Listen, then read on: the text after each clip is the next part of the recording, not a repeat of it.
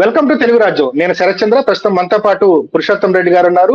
ఇప్పుడు మూడో విడత సమగ్ర ఓటర్ల జాబితా సవరణకు సిద్ధం కాబోతుంది. జూన్ 1 నుంచి ఆంధ్రప్రదేశ్, తెలంగాణతో పాటు పలు రాష్ట్రాల్లో దాదాపు 9 రాష్ట్రాల్లో ఓటర్ల జాబితా సవరణకు కేంద్ర ఎన్నికల సంఘం నోటిఫికేషన్ ఇచ్చింది.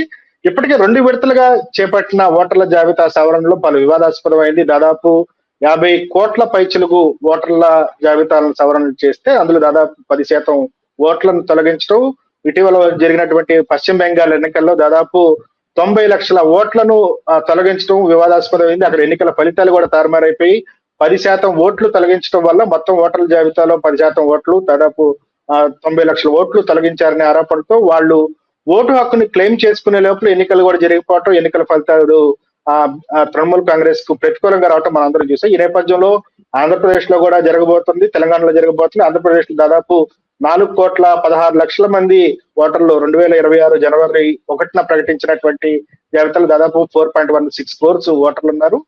ఇప్పటిదాకా జరిగిన ప్రతి జాబితాలో దాదాపు యావరేజ్ గా 10% ఓటర్లను తొలగిస్తూ వచ్చింది ఎన్నికల సంఘం. మరి ఆంధ్రప్రదేశ్ లో ఎట్లా ఉండబోతుందో చూడాలి.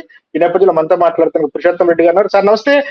ఇప్పుడు ఇప్పుడు సర్వంతు ఏపీకి రాబోతుంది, దాన్ని ఎట్లా చూడాలి సార్ మనం? ఇది ఒక సహజమైన ప్రక్రియ, ఆహ్వానించాలి. కాకపోతే ఎప్పుడు ఓటర్ లిస్ట్ కానీ ఎన్నికల ప్రక్రియ ఎప్పుడు జరిగినా ఒక పార్టీ ఇది వాళ్ళకి అనుకూలంగా జరుగుతా ఉంది, లేదా మా ఓటర్లు చేస్తాననేది విషయం మొదటి నుంచి జరుగుతా ఉంది. ఈ చర్చ ఉంది. కానీ రాను ప్రజలకు కానీ అందరికీ భయము, అనుమానాలు రావడానికి కారణం ఎలక్షన్ కమిషన్ అనుసరిస్తున్నటువంటి వైఖరి. ఎన్నికలన్న తర్వాత రాజకీయ పార్టీలు ఒక ఓటుని చేర్చారనుకోండి, దొంగ ఓటు అంటారు, వారి సంబంధం లేని వాళ్ళు. లేదా తీసేసారనుకోండి, మా ఓటు తీసేసినారని వాళ్ళు అంటారు. ఈ రాజకీయాల్లో ఎప్పుడు ఉంటుంది. కానీ ఎప్పుడు ఉన్న సమస్య ఈరోజు భయాందోళనకు ఎందుకు దారితీస్తా ఉందంటే ఎలక్షన్ కమిషన్ యొక్క వ్యవహార శైలి అంత బాగుండట్లేదు. ఎందుకంటే ఎలక్షన్ కమిషన్ యొక్క డ్యూటీ ఏంటంటే ఫెయిర్గా ఎలక్షన్ జరపడం మాత్రమే కాదు, జరుగుతున్నారన్న నమ్మకం కూడా ప్రజలకు కలగాలి. రిజల్ట్స్ వరకు, ఓటర్ లిస్ట్ చేర్పించేంత వరకు, ఓటర్ లిస్ట్ సరిదిద్దే దగ్గర నుంచి ఎలక్షన్ జరిగి రిజల్ట్స్ వచ్చేంత వరకు హేతుబద్ధంగా ఉండాలి.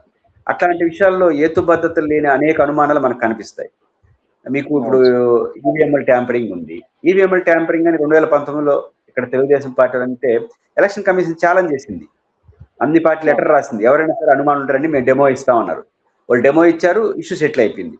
అంటే ఏదైనా ఆరోపణ వచ్చినప్పుడు ఛాలెంజ్ గా తీసుకోవాలి ఎలక్షన్ కమిషన్. ఇదే నా పని అంటే మీ పని అదే, ఎలక్షన్ పెట్టడం, ఎలక్షన్కి వస్తే అనుమానం తెచ్చు. మీకు ఎందుకు అంత పెద్ద వ్యవస్థ ఇచ్చిందంటే ప్రజలు ఆ పని చేయమని. మాకు ఎంత మీరేం సర్వస్వతంత్ర రాజులు కాదు కదా. కాబట్టి ఎలక్షన్ కమిషన్ ఫార్మ్ గా వ్యవహరించట్లేదు. రెండో విషయం, మన జరిగిన ఈవీఎంలు గొడవ, పరకాల ప్రభాకర్ గారు బహిరంగ రోజు మాట్లాడుతున్నాడు. సమస్య ఏంటంటే ఎలక్షన్ కమిషన్ ఏం చేయాలి? పరకాల ప్రభాకర్ గారు చెప్పిన తప్పు అని చెప్పాలి, లేదా తప్పు జరుగుంటే సరిదిద్దుకోవాలి. సరిదిద్దుకోవడమా, తప్పును తప్పుపట్టడమా? ఈ రెండు చేయకుండా మీరు ప్రశాంతంగా ఉండడం అంటే లెక్కలేనితనం అనేది మాత్రమే కాదు, ఏదో జరిగిందని అనుమానం వస్తుంది. జరిగినా జరగకపోయినా వ్యవస్థ రియాక్ట్ కాకపోతే ఏదో జరుగుండొచ్చు అని అనుమానం బలపడుతుంది కదా. రెండోది, ఓటర్ లిస్ట్ కి సంబంధించినంత వరకు తనిఖీకి సంబంధించి, చేర్పులు మార్పులకు సంబంధించి గతంలో 90 ఓట్లు ఒకే ఇంట్లో ఉన్నాయి, ఇట్లాంటి ఆరోపణలు మహారాష్ట్ర కేంద్రంగా జరిగినాయి. దానిపైన ఏం చర్య తీసుకున్నారు? ఒకే ఇంటి అడ్రస్ అనేక మల్టిపుల్ ఫోన్ నెంబర్లు, మల్టిపుల్ ఓటర్ కార్డులు ఉండడం, చాలా ఇళ్ళకి లేకపోవడం, ఇవన్నీ ఏం చేస్తాయంటే ఖచ్చితంగా అనుమానాలు పెంచుతాయి. ఇక్కడ ఆంధ్రప్రదేశ్లో కూడా అనుమానాలు పెరిగేదానికి ఎక్కువ అవకాశం. ఎందుకంటే ఎక్కువ ఆంధ్రప్రదేశ్లో ఈవీఎంఎల్ పైన చర్చ జరిగింది ఆంధ్రప్రదేశ్లోనే. ముఖ్యంగా పరకాల ప్రభాకర్ కూడా కేస్ స్టడీగా ఆంధ్రప్రదేశ్ చేసి బహిరంగపరిచారు. కానీ ఆంధ్రప్రదేశ్లో ఈ అనుమానం ఉన్నప్పుడు రేపు ఓటర్ లిస్ట్ తీసేస్తారని అనుమానం ప్రజలకు వస్తుంది కదా, ముఖ్యంగా వైసీపీకి వస్తుంది కదా. కానీ ఎలక్షన్ కమిషన్ పారదర్శకంగా సమయం సందర్భంగా స్పందించకపోవడం వల్ల ఇట్లాంటి సమస్యలు వస్తున్నాయి. మన ఆంధ్రప్రదేశ్ లో సంబంధించి చూసుకుంటే 2019 జనవరిలో ఓటర్ల జాబితా, ప్రతి ఏటా జనవరిలో ఓటర్ల జాబితాను ప్రకటిస్తూ ఉంటారు, సార్వత్రిక జాబితాని. ఓటర్ల జాబితా ప్రకటించినప్పుడు దాదాపు 25 లక్షల ఓట్లను తొలగించారని చెప్పి వైఎస్ఆర్సీపీ ఎన్నికల సంఘానికి ఫిర్యాదు చేయడం, పెద్ద ఎత్తున ఫైట్ చేయడంతో ఆ టైంలో చీఫ్ ఎలక్టోరల్ ఆఫీసర్ గా ఉన్న వారిని మార్చడం, పెద్ద ఎత్తున డ్రైవ్ చేపట్టి కొత్త ఓటర్లను చేరిస్తే దాదాపు 3 నెలల గ్యాప్ లో 40 లక్షల ఓటర్లను కొత్తగా చేర్చారు. అంటే వైసీపీ అనుకూల ఓట్లను టీడీపీ ప్రభుత్వం తీసేస్తుందని వైసీపీ ఫైట్ చేయటం వల్ల ఎలక్షన్ చీఫ్ ఎలక్టోరల్ ఆఫీసర్ ని మార్చడం, కొత్తగా మళ్ళీ డ్రైవ్ చేపట్టి 40 లక్షల ఓటర్లను చేర్చారు. ఆ సమయంలో ఒక చర్చ జరిగింది, అంతకుముందు తెలంగాణలో ఉన్నటువంటి ఆంధ్ర సెటిలర్లు మొత్తం ఏపీలో జరిగే ఎలక్షన్ లో ఓటు హక్కును వినియోగించుకుంటున్నారు. అటు హైదరాబాద్ లో జరిగే, తెలంగాణలో జరిగే ఎన్నికల్లో చేస్తున్నారు. ఇట్లాంటి ఓటర్లు దగ్గర దగ్గర 10 నుంచి 15 లక్షల మంది ఉంటారు. ఒక వ్యక్తి 2 చోట్ల ఓటు వేస్తే హక్కు ఉన్నప్పుడు అది ఎన్నికల్ని దుర్వినియోగం చేయటమే అవుతుందని చర్చ జరిగింది. దానికి ఇప్పటి వరకు, ఈ రోజు వరకు కూడా ఎన్నికల సంఘం ఎట్లాంటి సమాధానం అంటే ఒక వ్యక్తికి డ్యూయల్ ఓట్స్ ఉన్నా పర్లేదు అన్నట్టు కంటిన్యూ అవుతుంది. 2023లో తెలంగాణలో ఎలక్షన్ జరిగింది, 24లో ఏపీలో జరిగింది. సో ఏపీ నుంచి పెద్ద ఎత్తున వేరే రాష్ట్రాలకు వలసలు వెళ్తారు. ప్రధానంగా హైదరాబాద్ లో ఉన్న ఓటర్లని ఎన్నికల సమయానికి తీసుకొచ్చి ఓట్లు వేయించుకుంటున్నారు. దానివల్ల రాజకీయంగా లాభపడుతున్నారనే విమర్శ ఉంది. దీన్ని ఎలా చూడాలి సార్? అంటే ఇంత అభివృద్ధి చెందిన దేశంలో ఇంత చిన్న సమస్యను పరిష్కరించలేకపోవడం, రెండు ఓట్లు 2 రాష్ట్రాలు ఉండవడానికి వీల్లేదు. First point. 2 రాష్ట్రాల నుంచి ట్రాన్స్ఫర్ చేసుకోవచ్చు, అది సందర్భం బట్టి ఉండాలి. నేను ఇప్పుడు అక్టోబర్లో ఓటేసాను, ఇంకా మళ్ళీ పోయి మార్చిలో ఆంధ్రప్రదేశ్లో ఓటేస్తాను, అందుకోసం ట్రాన్స్ఫర్ చేసే పద్ధతి ఉండదు. ఒక కాల పరిమితి పెట్టుకోవాలి. రెండోది, ఆధార్ని ఓటర్ కార్డుకి లింక్ చేసి అయిపోతున్నారు, సింపుల్గా అయిపోతుంది. ఇప్పుడు మనకు కనపడుతున్న సమస్యలు, ఇప్పుడు ఉదాహరణకు వెబ్కాస్ట్ అంటారు. అసలు వెబ్కాస్ట్ చేసేస్తే అసలు రిగ్గింగ్లు మాల్ ప్రాక్టీస్కి అవకాశం లేదు కదా. ఆడ ఏజెంట్లో ఉన్నా ఉండకపోయినా అన్ని రికార్డ్ అయిపోతుంది అనుకోండి, అయిపోతారు కదా మళ్ళీ. అంటే చాలా సింపుల్గా కనపడే సమస్యలు కూడా ఎందుకు చేయలేకపోతున్నారు అనే అనుమానం వస్తుంది. కాబట్టి గతంలో మీరు అన్నట్టు 25 లక్షల ఓట్లు వైసీపీ తీల్చేశారు, ఇమీడియట్ 40 లక్షలు చేయన్నారు. అంటే 15 లక్షల ఓట్లు మీరు అసలు చేర్చుకోవడానికి సిద్ధపడినట్టు కదా.